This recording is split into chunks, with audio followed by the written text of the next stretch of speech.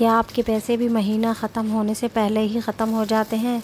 तो ये कुछ टिप्स याद रखिए जिससे आपके पैसों की बचत होगी और आप एक अच्छी। सबसे पहले आप सारा अपना सामान चेक कर लीजिए कि क्या क्या है आपके पास, क्योंकि जब हम ग्रॉसरी करने जाते हैं तो हम सामान चेक करके नहीं जाते, तो 2-2 बार या 3-3 बार वही सामान उठा कर ले आते हैं, जिससे कि हमारे पास एक्स्ट्रा सामान आ जाता है और पैसे की बर्बादी होती है और सामान भी ख़राब होने के चांसेस रहते हैं। दूसरी टिप्स ये है कि हमें अपने किचन के स्टोरेज के हिसाब से ही सामान लेना चाहिए। अगर हम ज़्यादा सामान ले लेते हैं तो वो सामान भी हमारा ख़राब होने का चांसेस रहता है और जिससे हमारे पैसों की भी बर्बादी होती है और सामान भी ख़राब होता है।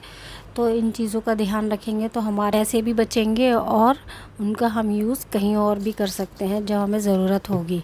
तो प्लीज़ इन टिप्स का ध्यान रखिए और अगर आपको ज़रा सा भी कोई टिप्स पसंद है तो प्लीज़ चैनल को लाइक, सब्सक्राइब एंड कमेंट्स करना ना भूलें। Thanks for watching.